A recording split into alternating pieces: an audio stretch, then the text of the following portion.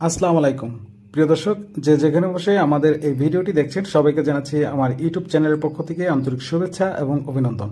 প্রিয় দর্শক, আজকে আপনাদেরকে আমি গুরুত্বপূর্ণ ইন্ডিয়ান ডাবল এন্ট্রি ভিসা সম্পর্কে তথ্য দিব। তো অবশ্যই প্রথম থেকে শেষ পর্যন্ত আমার এই ভিডিওটি দেখলে আপনারা নিজেই দালাল ছাড়া কিভাবে ডাবল এন্ট্রি ভিসা করতে পারবেন সেই সম্পর্কে জানতে পারবেন। তো এর আগে প্রিয় দর্শক, অবশ্যই আমার ইউটিউব চ্যানেলটি সাবস্ক্রাইব করে প্রতিনিয়ত ভিডিও তৈরি করতে আমাকে উৎসাহিত করবেন। তো প্রিয় দর্শক, চলুন কথা না বাড়িয়ে মূল কথা শুরু করা যাক। আমরা ইতিমধ্যে অনেকেই জানি যে ইন্ডিয়ান ডাবল এন্ট্রি ভিসাটা আসলে অনেক দুর্লভ, দেখা যাচ্ছে বেশিরভাগই রিজেক্ট হচ্ছে।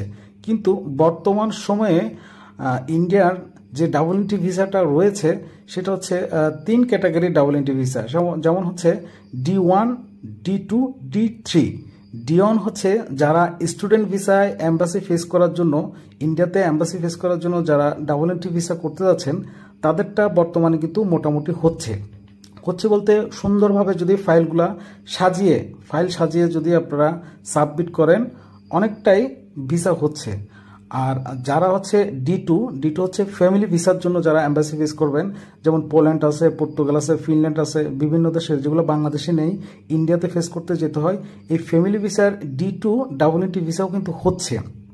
শুধু হচ্ছে না D3 হচ্ছে আপনার হচ্ছে ওয়ার্ক পারমিট ভিসার যে ডাবল এন্ট্রি ভিসা রয়েছে, যেমন পর্তুগালের জন্য, রোমানিয়ার জন্য, আদার্স যে কান্ট্রিগুলো রয়েছে সেই কান্ট্রিগুলোর ডাবল এন্ট্রি ভিসার D3 এগুলো হচ্ছে না। তো প্রিয় দর্শক, যারা আপনারা ফাইল সাজাতে না পারবেন বা নিজে গুছিয়ে না দিতে পারবেন তারা চাইলে আমাদের সাথে যোগাযোগ করতে পারেন। আমরা আপনাদেরকে খুব সুন্দরভাবে ফাইল সাজিয়ে নর্মালি ফাইল জমা দেওয়ার ব্যবস্থা করে দিতে পারবো। তো সেক্ষেত্রে ডিসক্রিপশন বক্সে আমাদের হোয়াটসঅ্যাপ নাম্বার দেওয়া আছে, আপনারা চাইলে আমাদের সাথে যোগাযোগ করতে পারেন।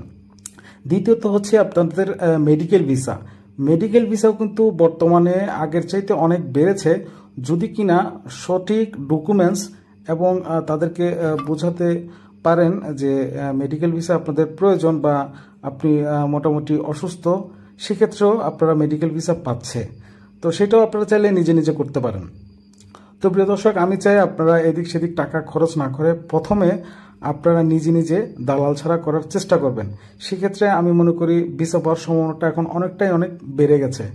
তো আর এই কথাটা বলার একটাই কারণ, সেটা হচ্ছে বেশ কিছুদিন যাবৎ ঈদের পরেই আমরা মোটামুটি দেখছি যে নিজে ফাইল সাবমিশন করলে ভালোভাবে ভিসা হচ্ছে। বিশেষ করে আমরাও অনেকগুলো নিজে বা দালাল ছাড়া সাবমিশন করেও আমরা কিন্তু অনেকগুলো ইন্ডিয়ান ভিসা বর্তমানে পেয়েছি। তো প্রিয় দর্শক, আপনারা অবশ্যই নিজে করার চেষ্টা করবেন। তো আজ এই পর্যন্তই, ভালো থাকবেন। আর আমাদের ডিসক্রিপশন বক্সে আমাদের হোয়াটসঅ্যাপ নাম্বার দেওয়া আছে, তাই চাইলে আমাদের সহযোগিতাও নিতে পারেন। তো ভালো থাকবেন, আসসালামু আলাইকুম।